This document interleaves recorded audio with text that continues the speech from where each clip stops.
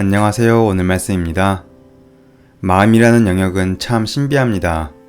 어느 날은 매우 겸손히 하나님을 찬양하고 경배하며 그분의 은혜만을 간절히 구하다가도 어느 날은 둔감해지고 미혹되어 스스로 자긍하고 높아집니다.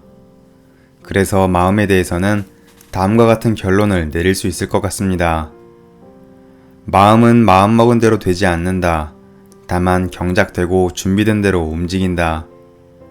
일본 목사님 중에 나카지마 목사님이라는 분이 계십니다. 한때 일본 야쿠자에 몸담았던 분으로 아내인 사모님을 통해 주님을 극적으로 만나 주님을 따르기로 헌신한 목사님입니다. 이분이 성령의 감동을 받아 영화를 만들었는데 자신과 같은 야쿠자들이 기적적으로 주님께 돌아온 내용을 다룬 영화였습니다. 그 영화에서 한 조직의 아주 잔인한 행동대장 야쿠자가 나옵니다. 그 역시 믿음을 가진 한국인 아내를 둔 사람이었는데 하루는 아내가 제발 이런 삶을 끝내고 하나님께 돌아오라고, 그러면 하나님께서 용서해 주시고 새로운 삶을 살 수 있게 된다고 그를 설득합니다. 그때 분노에 잡혀있던 야쿠자 남편이 가슴을 움켜잡으며 내 하나님은 여기다 라고 외치는 장면이 나옵니다. 그도 변하고 싶어하고 새롭게 되고 싶어하는 모습을 보여줍니다. 그러나 그것이 마음먹은 대로 되지 않는 게 문제입니다. 무엇이 맞는 것인지 알고 어떻게 하는 것이 좋은지 다 알아도 그의 마음이 움직여주지 않으니 자신도 힘들어서 절규한 것입니다.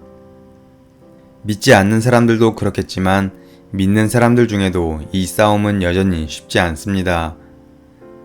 히스기야에게도 마찬가지였습니다. 절박한 상황에서 하나님의 은혜를 구하며 매달릴 때는 그 마음이 제어되다가도 한순간 자긍심을 내비치자 전혀 엉뚱한 사람이 되어버리는 것입니다. 히스기야와 같은 사람이 말년에 이토록 어처구니 없고 답답한 실수를 할 거라고 누군들 알았을까요?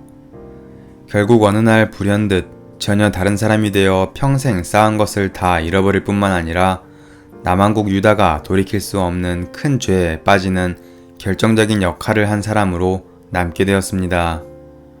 마음의 문제는 한순간에 아무 이유 없이 터지는 것이 아니라 이미 내재되어 있는 것이 드러날 뿐입니다. 우리는 개인적으로 이 말씀을 대하면서 평소 마음에 품고 있던 간절한 기도 제목을 다시 하나님께 아뢰는 시간이 필요합니다. 대단하고 놀라운 일들을 감당하는 것도 감사하고 강력한 기름 부으심으로 치유하며 사역을 하는 것도 다 좋습니다. 그러나 정말 간절히 구하는 것은 우리에게 주어진 믿음의 경주를 마지막까지 잘 마치는 것입니다. 큰 실수나 평생 후회할 죄를 짓지 않고 마지막까지 주님과 동행하며 주님의 인도하심을 쫓아 결승점을 통과하는 것입니다. 왜냐하면 마지막 때가 가까우면 가까울수록 이 문제가 결코 만만치 않다는 것을 점점 더 느끼기 때문입니다. 시작은 아름다웠는데 마지막이 비참한 사람들이 한둘이 아닙니다. 성경에도 많이 나오고 우리 주변에도 그런 하나님의 사람들이 많습니다. 오직 두렵고 떨리는 마음으로 나 자신의 중심을 끊임없이 돌아보며 주님께 매달리며 구하는 수밖에는 없습니다. 그래서 우리는 이렇게 기도하며 나아가야만 합니다. 주님, 우리에게 긍휼을 베푸셔서 우리가 마지막까지 잘 감당할 수 있도록 붙들어 주십시오.